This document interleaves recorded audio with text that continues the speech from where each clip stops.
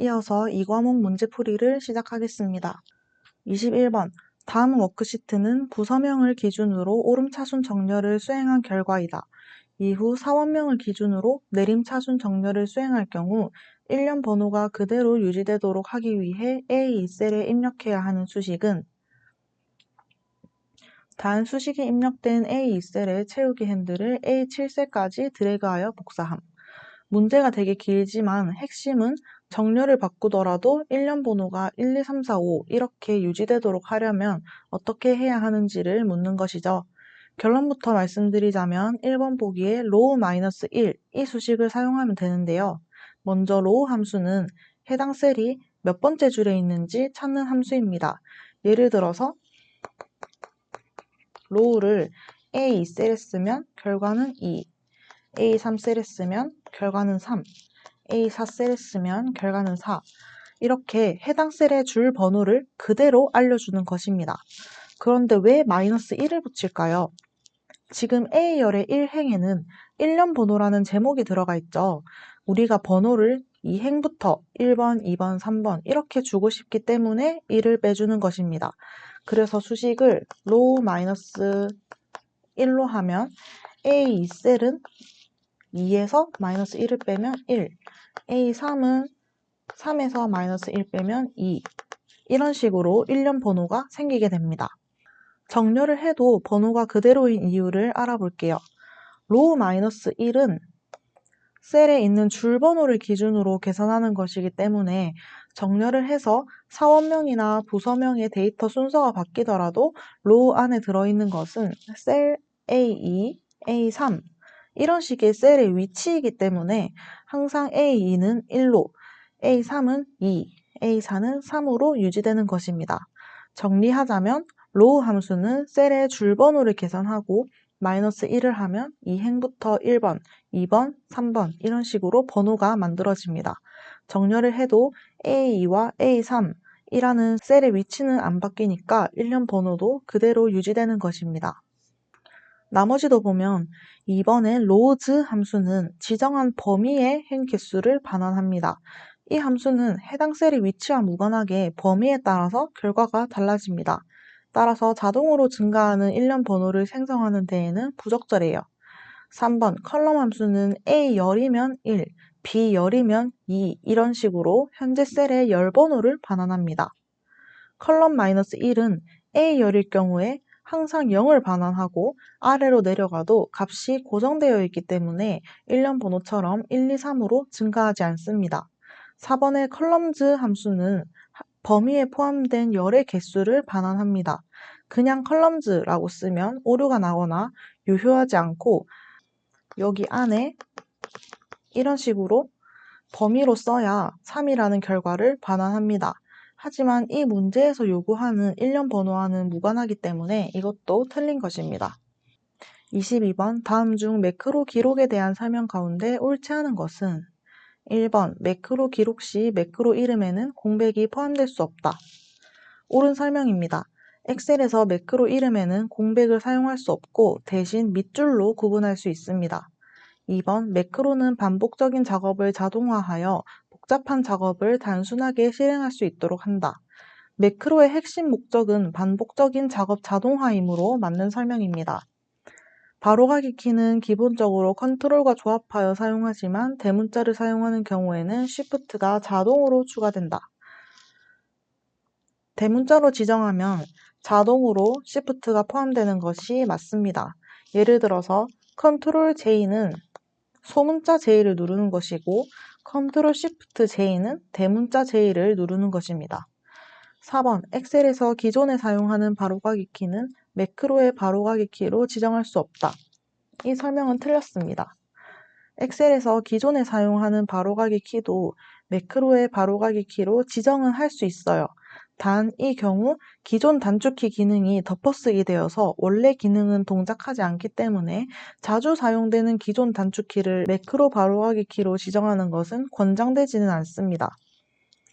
다음 중 하나의 계열만 표시할 수 있는 차트를 고르라고 하는데 여기에 해당되는 차트는 바로 원형 차트입니다. 원형 차트는 한 계열만 표시할 수 있고 여러 계열이 있을 경우 각 계열당 별도의 원형 차트가 필요합니다.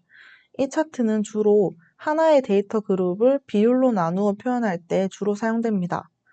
분산형 차트는 2개 이상의 계열을 함께 나타낼 수 있습니다. 영역형 차트 역시 여러 계열을 표시할 수 있습니다. 주로 누적된 형태로 여러 데이터 계열을 한꺼번에 보여줄 때 사용됩니다. 방사형 차트도 여러 계열을 동시에 표시할 수 있습니다. 다음 중 A7셀에 수식을 입력한 경우의 결과값은 SUMIFS 함수가 등장했어요. SUMIF 뒤에 s가 붙었으니까 여러 조건에 맞는 값들의 합을 구하는 함수입니다. 이 함수의 형식은 이렇게 수식이 구성되는데 더할 값들이 있는 범위, 이거는 즉 판매 실적이죠. D2에서 D6. 그리고 여기는 조건 범위 1입니다. A2에서 A6. 첫 번째 조건 범위, 그리고 연필이라는 첫 번째 조건이 나왔습니다. 그리고 두 번째 조건 범위인 대리점, 그리고 두 번째 조건은 서울입니다. 이 수식은 연필이면서 대리점이 서울인 항목들의 판매 실적 값을 더하는 수식입니다. 이 조건에 맞는 값들은 4행의 연필 서울 300, 6행의 연필 서울 200 이렇게 되죠. 이거 두 개를 더하면 500으로 정답은 2번이 되겠습니다. 다음 워크시트는 문자열 형식으로 입력된 판매 입력에서 개수만 따로 추출하기 위해 C2셀에 레프트 수식을 입력하고 채우기 핸들을 이용하여 수식을 C6셀까지 복사한 경우이다. 개수의 합계를 구하기 위해 C7셀에 sum 수식을 입력했을 때의 결과로 옳은 것은? 먼저 레프트 수식이 어떤 역할을 하는지부터 생각해 봅시다. 이 수식은 B2셀에 입력된 텍스트 값에서 왼쪽부터 두 글자를 추출하는 기능입니다. 따라서 이렇게 되니까 왼쪽부터 두 개면 60을 추출하게 돼요. 여기서 중요한 점은 60이라는 결과가 숫자가 아니라 문자열이라는 것인데요. 엑셀에서는 문자열 그대로를 숫자로 인식하지는 않기 때문에 계산에는 사용할 수 없습니다. 그래서 개수가 숫자 형태로 변환되지 않습니다. 다음으로 sum C2에서 C6 이 수식을 살펴보면 이 수식은 C2부터 C6까지 이 셀에 있는 값들을 모두 더하려는 목적입니다. 하지만 앞에서 확인한 것처럼 C2부터 C6까지의 값은 숫자가 아니라 문자열입니다. 따라서 엑셀은 이 값을 더할 수 없고 계산 결과는 0이 됩니다. 이런 상황에서는 어떻게 해결할 수 있을까요? 문자열을 숫자로 변환해주는 value 함수를 함께 사용하면 됩니다. 이렇게 입력하면 60이라는 문자열을 숫자 60으로 바꿔주기 때문에 그 이후에 합계를 계산해도 올바른 결과가 나옵니다. 결론적으로 정답은 4번 0입니다. 레프트 함수로 추출한 값이 문자열이기 때문에 sum 함수는 1을 더하지 못하고 0이라는 결과가 나오게 됩니다. 다음 중 엑셀에서 틀 고정 기능에 대한 설명 가운데 옳지 않은 것은?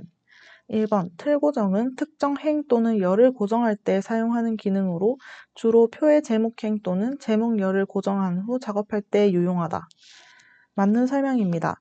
틀 고정 기능은 주로 제목행이나 제목열을 화면의 위쪽이나 왼쪽에 고정해서 데이터를 아래나 오른쪽으로 스크롤 하더라도 항목명을 계속 확인할 수 있도록 도와주는 기능입니다. 2번 선택된 셀의 왼쪽 열과 바로 위의 행이 고정된다. 이 설명도 맞습니다. 엑셀에서 틀 고정을 설정할 때는 선택한 셀을 기준으로 해당 셀의 왼쪽에 있는 열과 위쪽에 있는 행이 함께 고정됩니다. 따라서 고정하려는 위치를 정확하게 선택하는 것이 중요합니다. 3번 틀 고정 구분선은 마우스로 잡아 끌어서 틀 고정 구분선을 이동시킬 수 있다. 이 설명은 틀렸습니다. 엑셀의 틀 고정은 마우스로 구분선을 끌어서 이동시키는 방식이 아닙니다. 고정된 위치를 변경하고 싶을 때는 먼저 틀 고정을 해제한 다음에 다시 원하는 위치에서 틀 고정을 실행해야 합니다.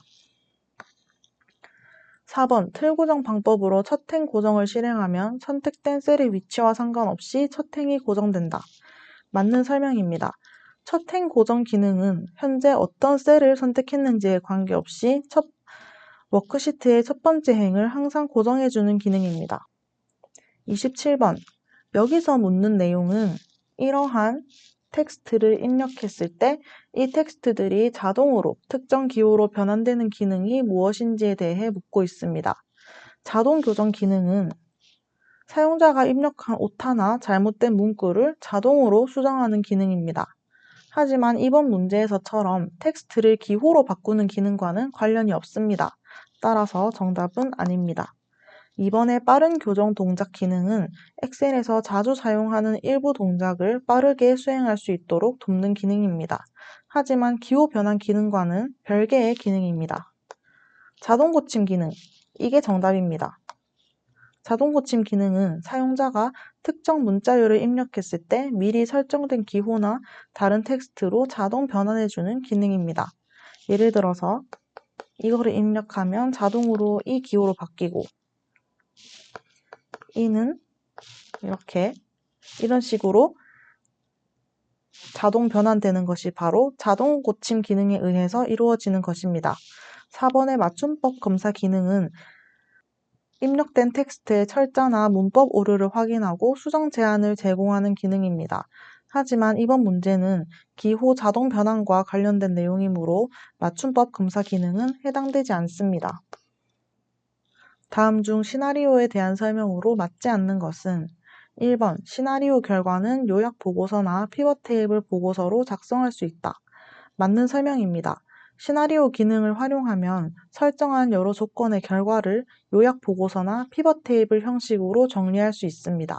이러한 보고서를 통해서 다양한 시나리오 간의 결과를 쉽게 비교하고 분석할 수 있습니다. 2번 하나의 시나리오에는 최대 32개까지 변경 셀을 지정할 수 있다. 이 설명도 맞습니다. 엑셀에서는 하나의 시나리오에 대해서 최대 32개의 셀을 변경 대상으로 설정할 수 있어요. 이를 통해서 다양한 변수 조합에 따른 결과를 시뮬레이션 할 수 있습니다. 3번 입력된 데이터를 정렬하여 그룹별로 분류하고 해당 그룹별로 지원되는 함수를 선택하여 계산 결과를 산출한다. 이 설명은 시나리오 기능과는 관련이 없습니다. 여기서 설명하고 있는 작업은 데이터 정렬이나 데이터 분석 기능에 해당하는 내용입니다. 시나리오 기능은 변경 셀의 값을 조정하면서 계산 결과를 예측하는 기능으로 데이터를 그룹별로 분류하거나 함수를 이용해 계산하는 기능은 포함되어 있지 않습니다. 따라서 이 설명은 시나리오에 대한 설명으로는 부적절합니다. 4번 다른 통합 문서나 다른 워크시트에 저장된 시나리오를 가져올 수 있는 기능은 시나리오 병합 기능이다. 맞는 설명입니다. 엑셀에서는 시나리오 병합 기능을 통해 다른 워크시트나 통합 문서에 저장된 시나리오를 가져올 수 있습니다. 이 기능을 이용하면 여러 문서에서 작성된 시나리오를 한 곳에 모아 비교할 수 있어서 실무에서도 매우 유용하게 사용됩니다. 29번 아래 표에서 B2에서 D6 영역의 이름이 점수로 정의되었을 경우 이 수식의 결과값으로 옳은 것은 이 수식은 세 가지 함수가 함께 사용된 형태입니다. 점수라는 이름은 B2에서 D6 영역이라고 문제에 나와 있고 인덱스 함수는 특정 위치에 있는 데이터를 찾아주는 함수예요. 여기서는 점수 범위에서 두 번째 행, 첫 번째 열에 있는 값을 찾습니다. 두 번째 행은 임연우 학생의 점수이며 첫 번째 열은 필기 항목입니다. 따라서 75가 반환됩니다. 맥스 함수는 주어진 범위에서 가장 큰 값을 구하는 함수입니다. 점수 범위에서 가장 큰 값은 100입니다. 에버리지 함수는 지정된 값들의 평균을 구합니다. 따라서 안에 있는 인덱스와 맥스 함수를 각각 넣어주면 75와 100 이렇게 되니까 결과는 175 나누기 2니까 87.5가 나옵니다. 다음 중 엑셀에서 날짜 데이터를 입력하는 방법에 대한 설명 중에서 부정확한 것은 1번 날짜 데이터는 하이픈이나 슬래시를 이용하여 년, 월, 일을 구분한다. 맞는 설명입니다. 엑셀에서는 날짜를 입력할 때 하이픈 또는 슬래시를 사용해서 년, 월, 일을 구분할 수 있습니다. 2번 날짜의 연도를 생략하고 월과 일만 입력하면 자동으로 올해의 연도가 추가되어 입력된다. 이 설명도 맞습니다. 예를 들어서 12/25라고 입력하면 자동으로 이런 식으로 처리됩니다. 3번 날짜의 연도를 두 자리로 입력할 때 연도가 30 이상이면 1900년대로 인식하고 29 이하면 2000년대로 인식한다. 맞는 설명입니다. 엑셀에서는 두 자리 연도를 입력할 경우에 30 이상은 1900년대, 29 이하는 2000년대로 인식됩니다. 예를 들어서 이렇게 하면 1930년 1월 1일로 인식되고 이렇게 하면 2029년 1월 1일로 처리됩니다. 4번 오늘의 날짜를 입력하고 싶으면 컨트롤 시프트 세미콜론을 누르면 된다. 이 설명은 부적절합니다. 오늘 날짜를 입력하는 단축키는 컨트롤 세미콜론입니다. 이거는 현재 시간을 입력하는 단축키이기 때문에 틀린 것으로 정답은 4번입니다. 31번 다음 중 시트 보호 기능에 대한 설명으로 적절하지 않은 것은 엑셀의 시트 보호 기능은 사용자가 실수로 셀의 내용을 변경하거나 수식을 노출하는 것을 방지하기 위해서 사용하는 기능입니다. 이 기능을 효과적으로 사용하려면 잠금이나 숨김 속성의 작동 방식도 함께 이해하는 것이 중요합니다. 이제 각 보기를 하나씩 살펴보겠습니다. 1번 워크시트에 있는 셀을 보호하기 위해서는 먼저 셀의 잠금 속성을 해제해야 한다. 이 설명은 올바르지 않습니다. 엑셀에서는 새로 만든 워크시트의 모든 셀이 기본적으로 잠금 속성이 설정되어 있습니다. 그리고 시트 보호 기능을 활성화하면 이 잠금 속성이 실제로 적용되어서 셀의 편집이 제한됩니다. 보호가 필요한 셀은 그대로 두고 편집을 허용하고 싶은 셀만 선택해서 잠금 속성을 해제하면 됩니다. 따라서 모든 셀의 잠금을 먼저 해제할 필요는 없습니다. 2번 새 워크시트의 모든 셀은 기본적으로 잠금 속성이 설정되어 있다. 맞는 설명입니다. 엑셀에서는 새로 생성된 워크시트의 모든 셀이 기본적으로 잠금 상태로 되어 있습니다. 다만 시트 보호 기능이 실행되기 전까지는 이 잠금 속성이 실제로 적용되지는 않습니다. 3번 시트 보호를 설정하면 셀에 데이터를 입력하거나 수정하려고 했을 때 경고 메시지가 나타난다. 이 설명도 맞습니다. 시트 보호 상태에서 잠금된 셀을 수정하려고 하면 엑셀은 해당 셀이 보호되어 있다는 경고 메시지를 표시하면서 편집을 제한합니다. 이를 통해 중요한 데이터의 실수 변경을 방지할 수 있습니다. 4번 셀의 잠금 속성과 숨김 속성은 시트를 보호하기 전까지는 아무런 효과를 내지 못한다. 맞는 설명입니다. 잠금과 숨김 속성은 설정만으로는 아무런 효과가 없으며 반드시 시트 보호 기능이 활성화되어야 그 효과가 적용됩니다. 시트 보호가 적용되면 잠금은 편집을 제한하고 숨김은 수식 표시를 차단합니다. 따라서 틀린 것은 1번이고 모든 셀의 잠금 속성을 해제해야 시트를 보호할 수 있다는 설명이 잘못된 내용입니다. 32번 다음 중 피벗 테이블과 피벗 차트에 대한 설명 중에서 틀린 것은 엑셀의 피벗 테이블과 피벗 차트는 데이터를 요약하고 시각적으로 분석할 때 매우 유용한 도구입니다. 각 보기의 내용을 차례로 확인해 보겠습니다. 1번 새 워크시트의 피벗 테이블을 생성하며 보고서 필터의 위치는 A1셀, 행 레이블은 A3셀에서 시작한다. 맞는 설명입니다. 피벗 테이블을 새 워크시트에 삽입하면 기본적으로 A1셀에 보고서 필터가 위치하고 A3셀부터는 행 레이블이 시작됩니다. 이는 피벗 테이블의 일반적인 배치 방식에 해당합니다. 2번 피벗 테이블과 연결된 피벗 차트가 있는 경우 피벗 테이블에서 피벗 테이블 분석에 모두 지우기 명령을 사용하면 피벗 테이블과 피벗 차트의 필드, 서식 및 필터가 제거된다. 이것도 맞습니다. 모두 지우기 명령을 사용하면 피벗 테이블의 필드, 서식, 필터 정보가 모두 제거되며 해당 피벗 테이블과 연결되어 있는 피벗 차트 역시 영향을 받게 됩니다. 두 개가 연결되어 있기 때문에 피벗 테이블의 변경은 차트에도 반영됩니다. 3번 하위 데이터 집합에도 필터와 정렬을 적용하여 원하는 정보만 강조할 수 있으나 조건부 서식은 적용되지 않는다. 이 설명은 틀렸습니다. 피벗 테이블에서도 조건부 서식을 적용할 수 있습니다. 예를 들어서 특정 값에 따라 셀 배경색을 바꾸거나 강조 표시를 할 수 있으며 필터와 정렬 외에도 조건부 서식을 활용해서 데이터를 시각적으로 분석할 수 있습니다. 따라서 이 설명이 부정확하며 정답은 3번입니다.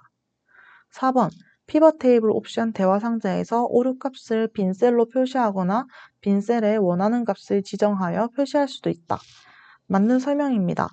피벗 테이블 옵션에서는 오류 값이나 빈 셀에 표시할 내용을 사용자가 직접 지정할 수 있습니다. 예를 들어서 빈 셀에 0 또는 하이픈 등을 표시하게 설정할 수 있어서 보고서를 보다 명확하게 구성할 수 있습니다. 다음 중 아래의 워크시트에서 지원자가 0이 아닌 셀의 평균을 구하는 비굿셀의 수식으로 틀린 것은? 1번부터 볼게요. SUMIF 함수는 형식을 이렇게 쓰고 조건 범위에서 조건에 만족하는 값들의 합계를 구하는 함수입니다.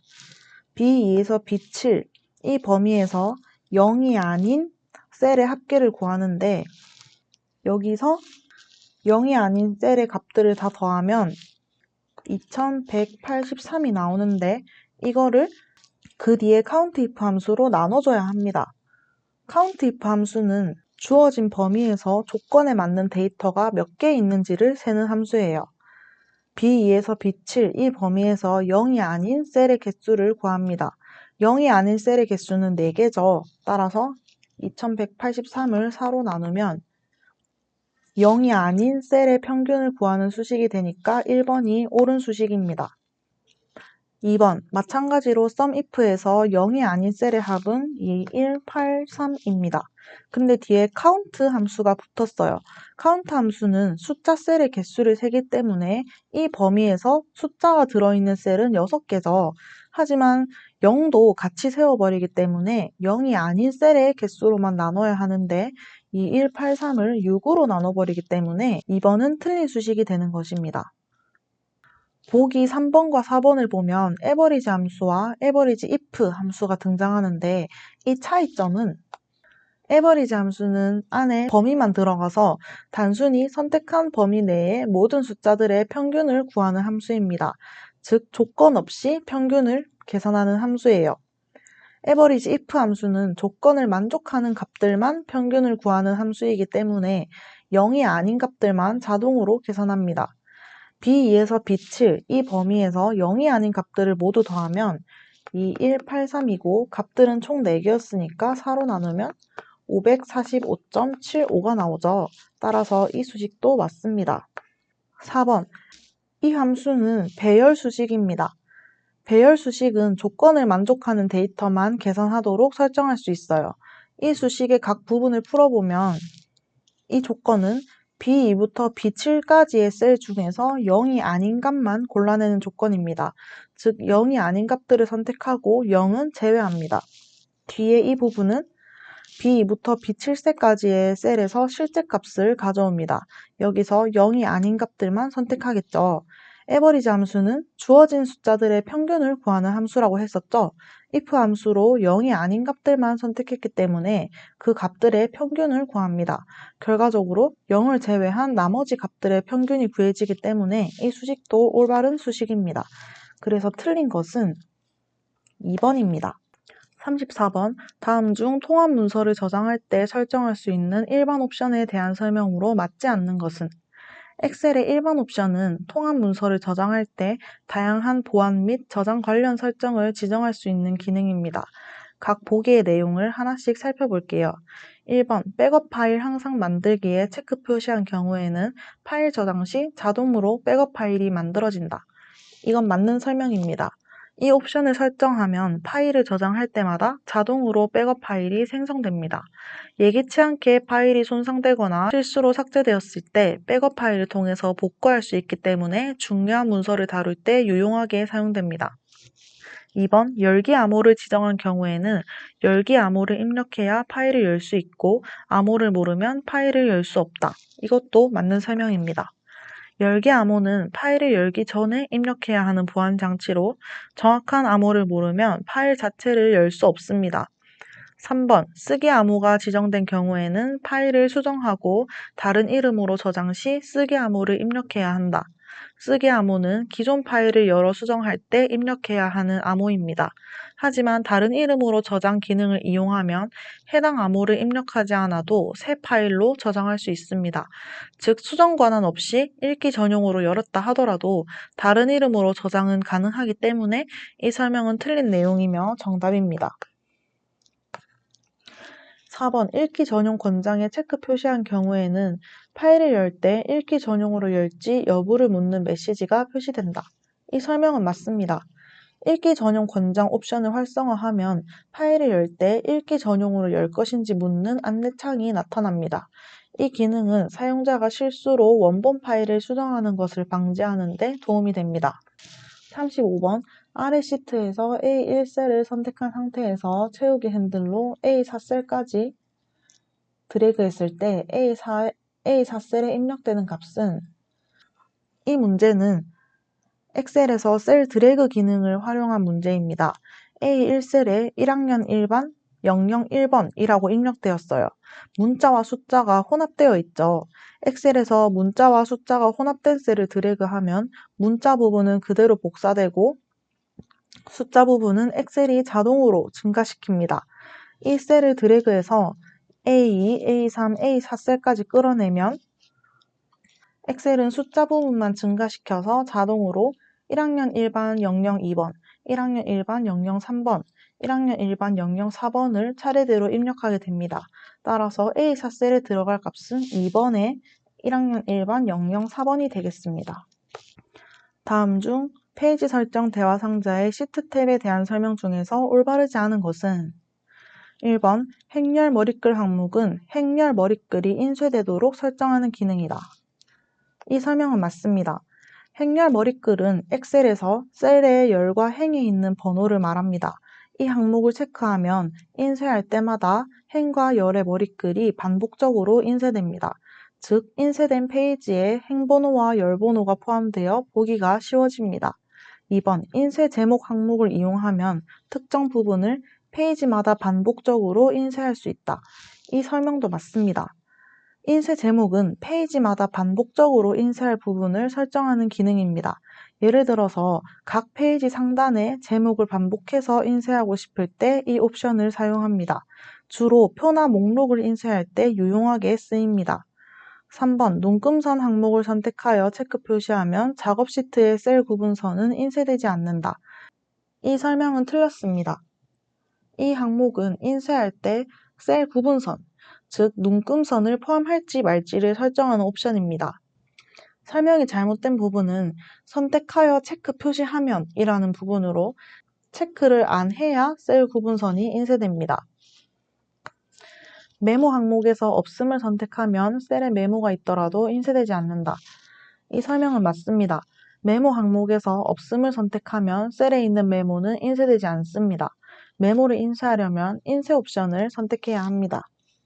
다음 중 아래 워크시트에서 이 2셀의 함수식이 이렇게 될 때 결과값으로 맞는 것은 주어진 함수식에는 choose와 rankEq 함수가 있습니다. rankEq 함수는 이러한 형식을 가지고 있고 숫자는 순위를 매길 값, 여기서는 D2셀의 값인 92입니다. 참조는 순위를 매길 범위입니다. 여기서는 D2에서 D5 이 범위이기 때문에 D2에서 D5를 잡아주고 순서는 선택사항인데 순서가 오름차순인지 내림차순인지를 설정합니다. 여기서는 생략됐기 때문에 내림차순, 큰 값이 1위가 됩니다. 그래서 이 함수식은 D2셀의 값이 그러니까 92가 이 범위에서 몇 번째로 큰지를 계산합니다. 이 값들 중에서 92는 세 번째로 큰 값이므로 순위 3을 반환하게 됩니다. choose 함수는 이렇게 쓰고 인덱스 번호는 선택할 값의 위치를 지정하는 숫자입니다. 여기서는 rankEq 함수의 결과인 3이 인덱스 번호로 사용됩니다. 값들은 인덱스 번호에 따라서 반환될 값들인데 여기서는 천하, 대한, 영광, 기쁨이 각 인덱스 번호에 해당하는 값들입니다. 그래서 인덱스 번호가 3이니까 세 번째 값이 하나, 둘, 셋, 세 번째 값인 영광이 출력됩니다. 따라서 정답은 3번입니다.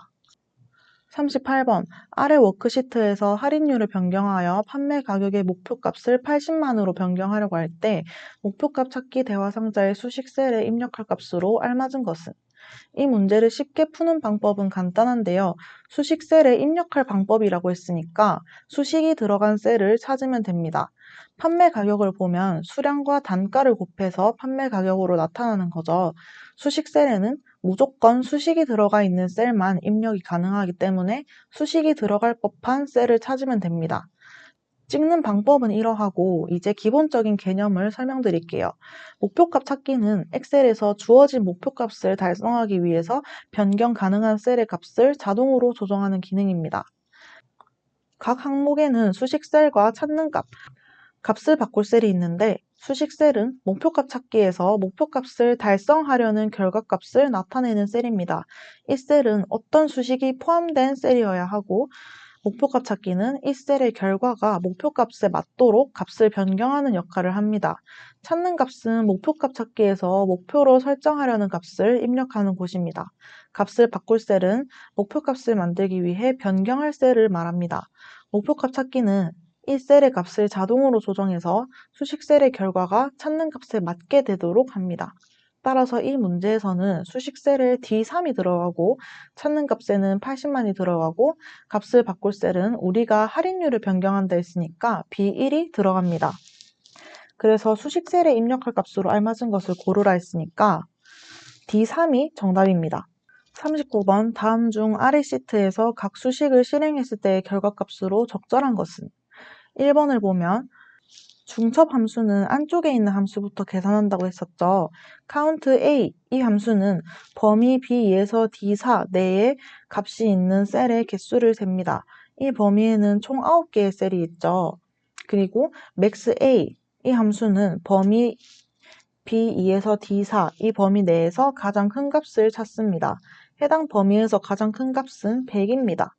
그래서 9와 100, 이 값을 더하면 109가 되는데 보기에는 102라고 했으니까 틀린 수식입니다. 2번, 에버리지 함수의 값을 구하기 위해서 마찬가지로 안에 있는 두 개의 함수를 먼저 계산해 줍니다. 스몰 함수는 범위 C2에서 C4, 여기서 두 번째로 작은 값을 반환합니다.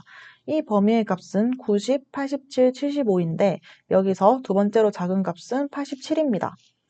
라지 함수는 이 범위 내에서 두 번째로 큰 값을 반환합니다. 두 번째로 큰 값은 87입니다. 그래서 에버리지 87, 87 이렇게 해서 두 값의 평균은 87입니다. 그런데 결과가 75라고 했으니까 주어진 정답이 틀린 것입니다. 3번 마찬가지로 썸 함수를 구하기 위해 안에 있는 두 개의 함수를 먼저 계산해 줍니다. 라지 함수, 범위 B3에서 D3, 여기서 두 번째로 큰 값을 반환합니다. 이 범위에는 65, 87, 91이 있는데 여기서 두 번째로 큰 값은 87입니다. 스몰, 마찬가지로 범위 B3에서 D3, 여기서 두 번째로 작은 값을 반환하면 87이 나옵니다. 마지막으로 썸 함수에서 87 더하기 87을 하면 174이고 올바르게 결과가 나왔으니까 3번이 정답이 되겠죠.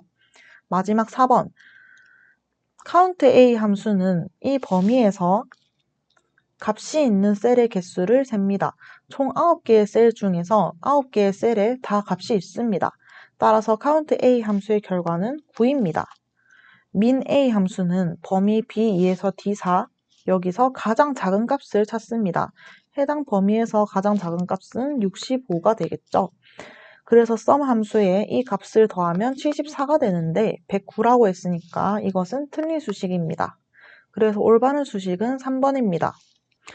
마지막 40번, 다음 중 B3에서 E6 영역에 대해 배경색을 설정하기 위한 조건부 서식의 규칙으로 옳은 것은? 조건부 서식에서 배경색을 번갈아 적용하려면 모드 함수와 컬럼 함수를 사용해서 열 번호에 따라 특정 규칙을 적용할 수 있습니다. 문제를 분석해보면 B3에서 E6 범위에 대해서 배경색을 번갈아 설정하려고 합니다. 각 셀에 대해서 열번호를 확인하고 열번호가 짝수일 때와 홀수일 때 다른 색을 적용하려는 목적입니다. 보기에서 컬럼즈와 컬럼 이렇게 두 가지가 등장하는데 이 차이는 S가 붙으면 범위를 넣어줘야 되고 S가 없으면 그냥 셀만 넣어도 됩니다. 1번을 먼저 보면 컬럼즈 안에 그냥 셀만 들어가 있어요. 따라서 애초에 틀린 수식입니다. 그래서 3번, 4번만 보면 열 고정을 한 B3과 상대 참조인 B3 중에서 골라야 하는데 열번호, 이 B열을 고정을 해버리면 D에는 배경색을 설정을 할 수가 없겠죠. 따라서 정답은 4번입니다. 고정을 하지 않아야 열번호를 2와 4라는 열번호를 반환을 하고 모드에서 2 나누기 2를 했을 때 몫은 1, 나머지는 0일 때 true.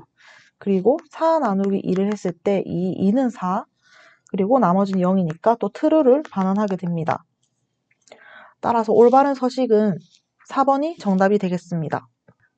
이렇게 해서 2024년 제8회 커마리그 필기 기출문제 풀이를 모두 마쳤습니다. 감사합니다.